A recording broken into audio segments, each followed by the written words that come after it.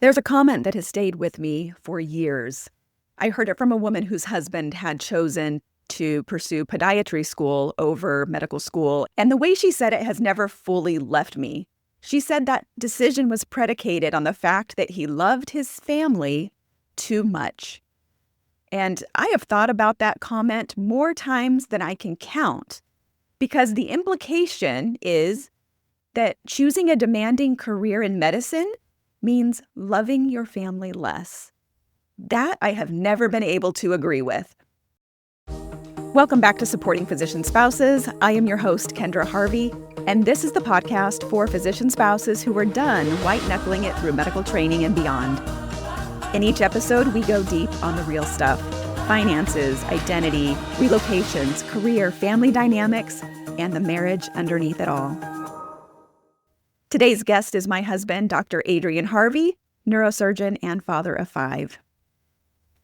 I watched my husband choose neurosurgery knowing that it would be long and hard, and I watched him make that choice with his family sitting right at the center of it. Before he ever submitted his rank list, he was thinking about us, what it would mean for us, whether it was possible.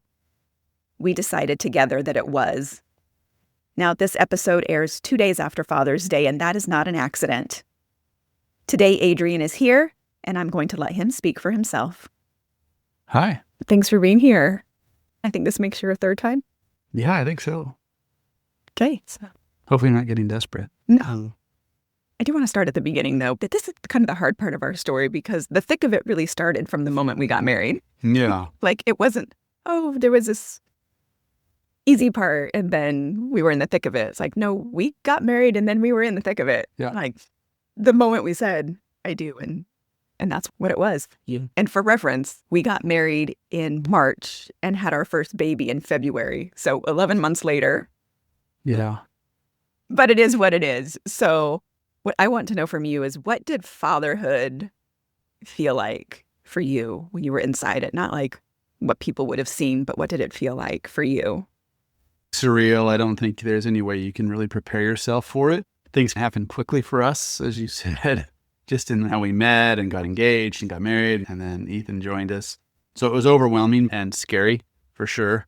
What part was scary? Fatherhood, to me at least, is daunting. Then if you add on being in medical school and having this innate desire to pick a specialty that's not exactly time-friendly, yeah, that was worrisome. Didn't know how we were going to do it and how it would work, and, So what did you know then that made you believe that it would be possible to be both a father and a neurosurgeon? Yeah. Did we ever even have conversations about how many kids we wanted to have? I vaguely remember saying 4. Okay, well, the best laid plans. Yeah, we had 5.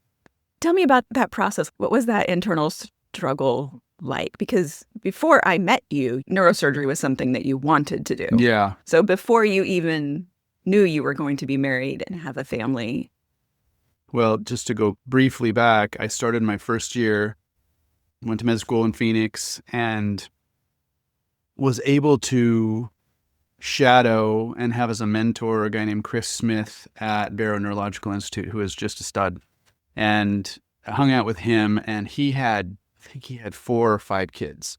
And I remember having discussions with him like, hey, I'm really worried. As a matter of fact, I had one discussion in particular right before I applied for neurosurgery residency, and like, listen, man, tell me about this. Can I do this? And he says, yes, you can. He says, you work hard, but then you take a week off, or I don't know what he said, a time off, and you get to know your kids, and you take that time. I remember considering several fields, neurosurgery. I thought about pediatric CT surgery and really was worried about that. As a matter of fact, I even remembered, well, maybe I could do pediatric cardiology, which wouldn't have the hours of a CT surgeon, just because of that very reason. I just don't want to be that guy that is gone all the time, never sees his kids, that stereotypical surgeon that was the prototype in the 1980s, 90s. And we knew a lot of those people because I remember we were at a meeting in San Francisco Yeah. There was a surgeon who was being honored. I think he was retiring. And he was there with his children, but you could tell something wasn't quite right. And it wasn't with his first wife. It was with a second or a third wife. Oh, yeah. I'm trying to remember what he said, but I just remember there was like this feeling around it. And I'm like, ugh, I don't like that. Yeah. There's something not right here. Yeah. It was a huge consideration for me. I really agonized over it, prayed about it, thought about it. And I remember, when you and I were dating, or at some point early in our relationship, I said, listen, this is what I'm thinking. This is what I think it entails. What I think it'll be like for you. What do you think? And I just remember you just said, well, I think you thought about it and came back to me. And then you're like, yep, I think I will just do it. We'll make it happen. Oh, how naive. Yeah. Right. But I'm hearing you say you gave it a lot of consideration. You knew what you wanted to do. You had seen somebody else who was doing it. Yeah. And you saw that it was possible. Yeah. If you hadn't had that visual mentorship type of confirmation from somebody, do you think that would have changed your decision? That's a great question. Either to have as many kids as we did or to pursue neurosurgery. I don't think it would have changed how many kids that we had thought about. Pursuing neurosurgery, maybe. But I also am a very driven person. And, I knew that I wanted to go to medical school. And then when I got into medical school, I was very driven towards certain fields. And I just couldn't stand the thought of being in another field. And I don't know if that's divine intervention or just me as, what I wanted to do. But I felt in order to accomplish what I wanted to do, that's what I want. I needed to aim towards that. And if you would have said to me, you know what? No, I think we should do something else, I would have done it because it is still just a career. But I really do. I think, all right, no problem, Yeah, but to that same point, I do remember specifically being like, I don't want to be the reason that you do something else. Like, I didn't want us to get 10, 15 years down this road. Yeah. And you're being like, I could have been a neurosurgeon. And for me, that was a consideration and also a weight that was like, I don't want to be the person responsible for saying, no, I don't think that's going to work. And it would have only been driven by fear because there were no facts attached to it. Yeah, we were going on faith for sure. Yeah. And so I think some of that is just required. You have to have an element of faith because you just don't know. Right. But luckily you'd seen somebody else do it. And I think we'd had enough examples. I mean, you had examples. I didn't really know anybody. It would have been nice to know if I had known Dr. Smith, his wife. That would have been helpful. Yeah. But yeah, you just don't know. And I really don't like making decisions based off of fear. Anyway, so you've had a chance to listen to the episode that I recorded with the kids. What did you think about some of the things that they said? Well, I was really curious as to what they were going to say. I kind of had a feeling of what they would say. Oh. Because they've never, ever expressed resentment to me. But I was actually touched. I think I almost cried. I listened to it on the way to work today. And I've always thought about as a father, I felt inadequate and felt like I could always do better with my time with them and give more, listen more, be more present. And so it was nice to hear from them that they're like, yeah, this is who he is and what he wanted to do. And we just didn't know any different, but that it overall had good things. I'm glad I'm Scarlett's favorite dad. So that's good. I did think that was so funny. It's cute. I'm like, I know you said you almost cried, but I got a message from one of our friends today who listened to it, and she said she did cry. Oh. I'm like, oh. Wow. Anyways. That is really sweet. Yeah. I was really impressed with the small things that they remembered. Yeah. And that Books. I'm like, I didn't remember that particular thing. And Ethan talking about the watch he got from the concession stand at the movie. I did not remember that. I'm sure I was probably there, maybe not. I don't know. I honestly do not remember. I think he and I went Okay. or something. So if I remember. That sounds about right, because otherwise you would have had to buy watches for everybody. And so Yeah. it sounds like you probably just took Ethan, and that's why he got a little watch. Yeah. But then all of them just said all of their things were just really just small, everyday things. They weren't, I mean, other than like, vacations and stuff, which I know has always been really important to you. And now that my kids have said, stood down. And maybe the reason I didn't see all of those little everyday things is I was just trying to keep my head above water. And so those little things were not always cemented into my memory, but you were definitely building relationships with them all along the way. And I was counting how many hours has it been that you've been on this shift. And Kate's like, that was just Dad. Like, we knew he was going to go to work and we knew he'd eventually come back. Like, it wasn't going to be forever. I'm trying to put myself back in that time and remember, because I do remember you were always, it wasn't, I'm going to come home and then I'm going to lock myself in a room or I'm going to go do something. Like, you came home and you immediately just jumped into the family. I know you did dishes probably more.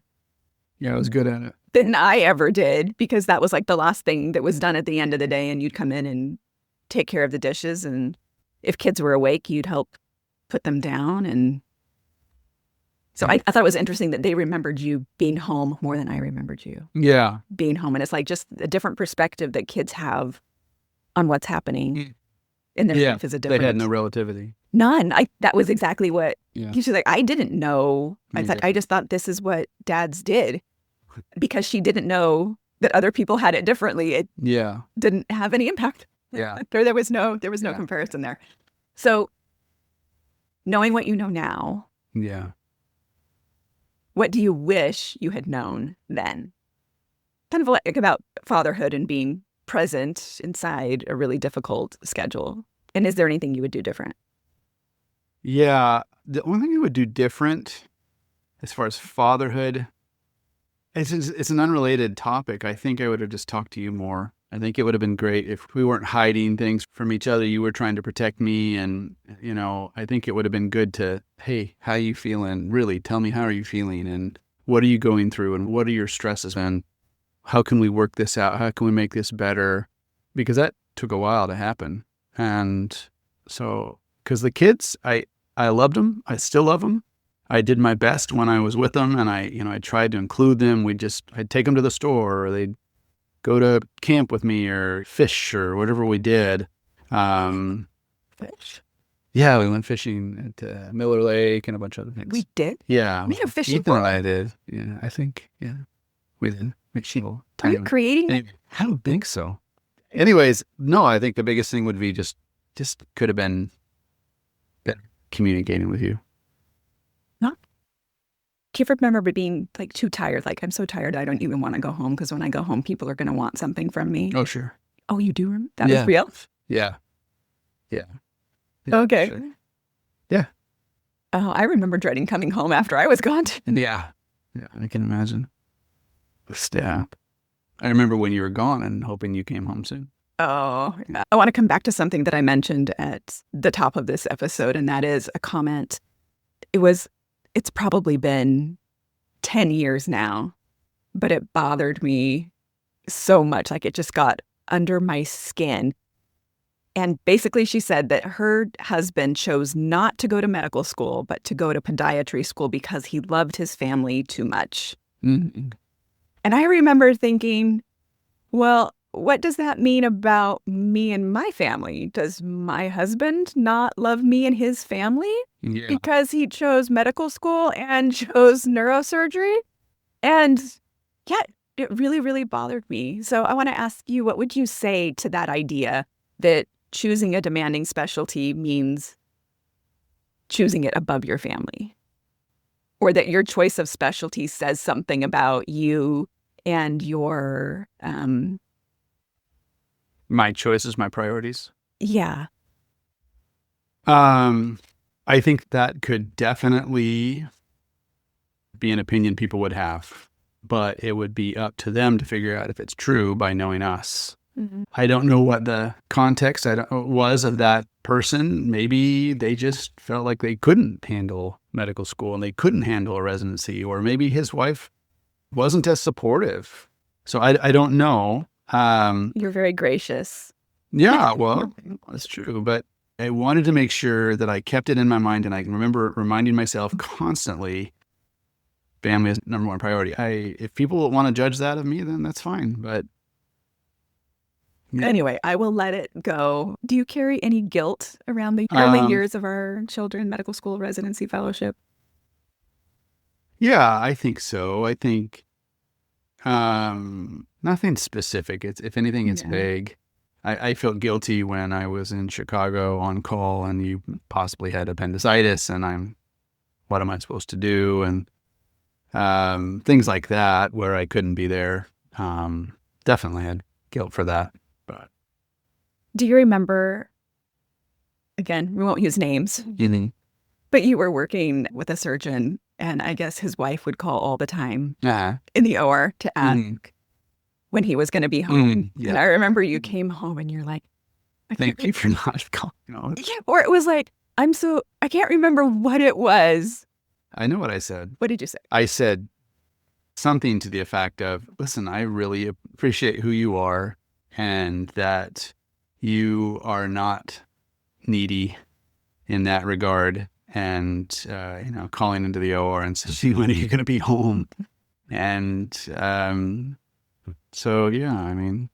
Well, I remember at the time that you told me that and, gave that nice compliment kind of seething underneath. I'm like, well, I do want to know what you're going to be home. But now that you've given me such praise, I can't really call. Yeah, I should set up all this high standard. Yeah, thanks. Anyway, we've got 5 amazing kids. I'm so happy that they agreed to be on the podcast and to talk about the things that they remember. I mean, they're all growing into really remarkable people. What would you want them to know about why you chose a career in medicine and neurosurgery specifically? I think the most important thing would be that they should follow what they want to do within reason. And as long as they feel like they can do that with their priorities set and recognizing that family will always provide more happiness than your job, they should go for it, even if it's hard. They should do what they want to do, and there's a way, and you can do it, and you'll grow stronger from it, and heaven will help you. And that's what I would say. That's good advice. Yeah. We'll have to make sure that they listen. Yeah, make them to this one. We'll sit them down and make them. That sounds good. I do want to go back to, we talked about Disney cruise on the podcast with the kids. And I think it was Kate's recollection of the cruise. Do you remember how many times during your fellowship year? So he did his fellowship in Houston, Texas, and that was about an hour and a half from Galveston. 45 minutes. It was 45 minutes? Yeah. Wow. 45 minutes from Galveston is where we lived. How many times did we make that trip to Galveston and drive by the Disney boat and wave at it? So we went on a cruise in January. Yeah. And so I had only been there 6 months, but I would say, we would go there in the summer just to go to the beach, and then we would drive by the boat probably 3 or 4 times. Yeah. And see if we could see it there. That was so fun because we did surprise the kids. So you got your job and you signed your contract, I think, in October. And then we planned that trip as like a big celebration because we had never ever. Other than family trips to go see family. But that was like twice. Yeah. Really. We had not done anything. No vacation. Yeah. Of any kind. And at that point, were you showing the kids, like, were you watching videos of the Disney cruise? Is that like... I don't think so. Not at that point. No. You were just... Okay. That was a later thing, watching Disney boat with, I think, with Sarah and Scarlett. Yeah. But that's like kind of your thing or our thing. I don't know. I like to travel. It's therapeutic for me just to plan it, to think about it. And I think it's wonderful for our family. And so, I have fun with that. But I vividly remember that we drove down there and we were supposed to get on the boat at like afternoon, but there was fog. So the boat couldn't come into the harbor, and we were in the car. So we went down and had dinner at Fishtails, and then we drove to the boat, and they didn't see that. They always claim they knew, but they didn't see that the back of the car was fully packed with our luggage, which was amazing for 6 people at that point. And we pulled in and parked, and I think I said something like, "Well, let's just go take a tour, and then do you guys just want to get on the boat?" And then open the back, and our luggage was there, and they were excited. So yeah, I think that is probably like everybody's one favorite of my memory. absolute favorite things. Absolute favorite memories. So that's one of the things I think you do really well is obviously vacation planning. That is his total domain, is making all the arrangements and planning and thinking about what we're going to do. And we've surprised the kids a couple of times, kind of that way. But what is it about those trips that you just love with the kids? I think it's just all of us together having fun. And I think on the previous podcast I had talked about this, but ironically, one of my favorite memories was going on a Disney cruise out of Port Canaveral. And so we flew into Orlando, and I made arrangements for us to stay at a hotel at the airport so we could just get on the bus the next day. And it was like 8:00 at night. We needed to get something to eat, and we just went to the restaurant in the hotel. And I remember, I can take us right there. There was a table, and we were just sitting down, and everybody was just having fun. And I remember, just thinking, I have never been happier type thing, And then that was repeated several times when we've been on trips where, we're sitting having dinner or something like that, and just watching everybody enjoy themselves, they kill each other, and just not having to worry about anything, and just having a blast. And knowing that they're enjoying it, and will remember this, and the bond that we have as a family, that's been the greatest thing. So yeah, we've taken several of those trips. We have since, and we've given Disney a lot of money. A lot of an insane. Yes. Amount of money. All right. I'm going to close with one last question for you. Yes. So if maybe there's a physician listening to this right now who's in the middle of medical school or residencies, trying to figure out how to do all of it. He's maybe exhausted. He's maybe missing things at home, and he's wondering if his family is going to be okay. What would you say to him? I think the chances are really good.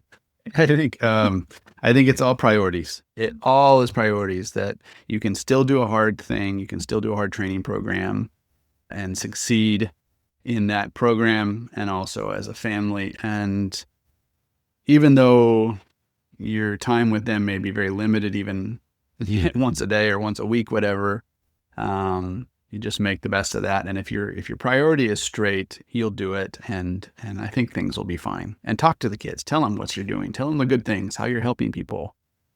Talk to your wife for sure. Be more communicative if you can. And then just have faith and hang in there. Okay. Was there anything else you want to add that maybe we didn't talk about? No, I don't. You got it. Okay. Well, thank you. You're welcome. Thanks for having me. You're welcome anytime. We'll have you on again. Okay. Deal. Thanks, son.